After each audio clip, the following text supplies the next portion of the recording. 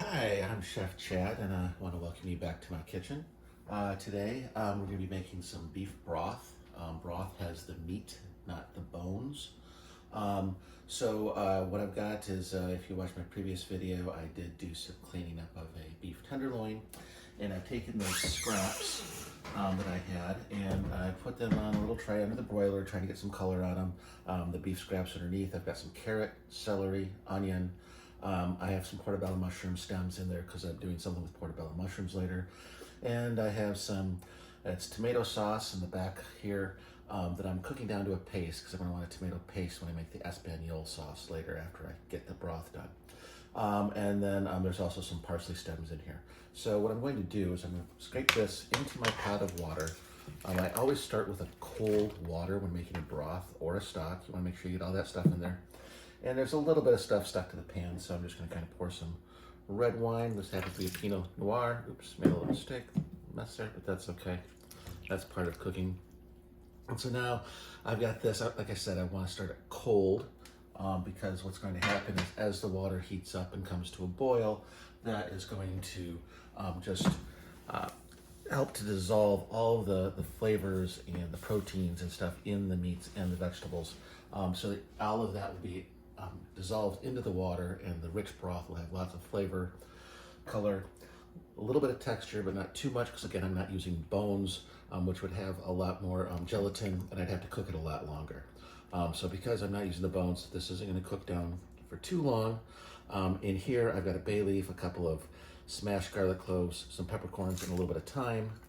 I'll put that in there. Those are my aromatics. And now I just need to bring this to a boil. And hopefully that won't take too long. So make sure your stove is on high, make sure you have the right burner turned on is always a plus.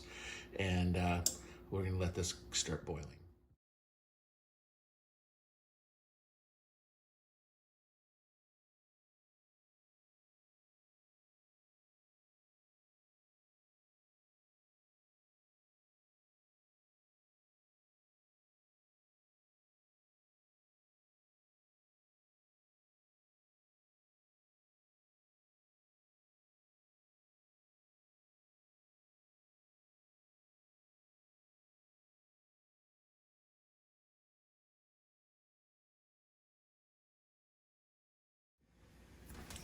Okay, so now we're just starting to get up to a boil. And I gave a good stir there once. You probably noticed that. Everything just went blurry all of a sudden because I had it on high speed. And you'll notice that we're starting to get a little bit of scum. This is just some of the proteins. A lot of it's from the liquid. The meat still has some blood in it, so that stuff just sort of boils. You kind of want to skim that off. There's a French term called dépoulage, which we always said was just skim the scum. So if you want to sound fancy, say I have to dépoulage my stock or broth. I did a quick consultation with Harold McGee, who does a lot of research about food and cooking, and he's sort of definitive on it. And the difference between stock and broth, stock comes from a German word that has 60 different connotations and meanings to it, so it gets pretty complicated.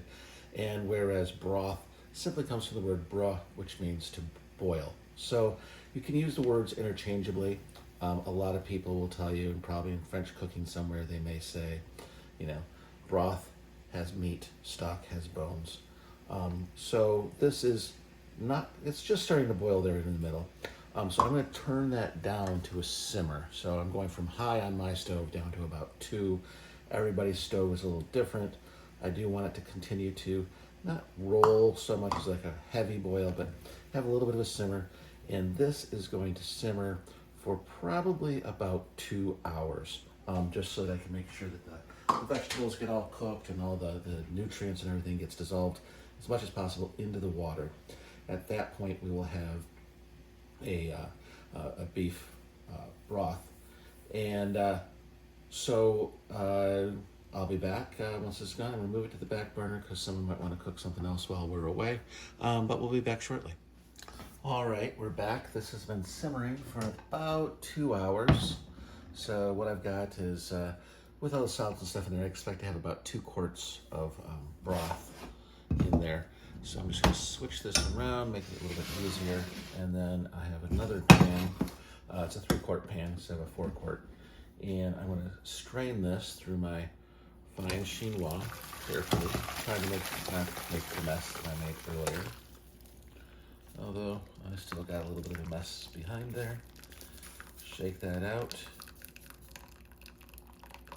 And once this finishes dripping, I will have a very nice dark beef broth, which I'm just going to turn off the burner and let that simmer a little bit.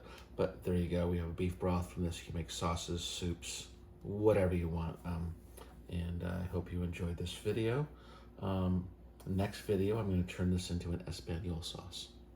Thanks for watching. Come back to my kitchen sometime.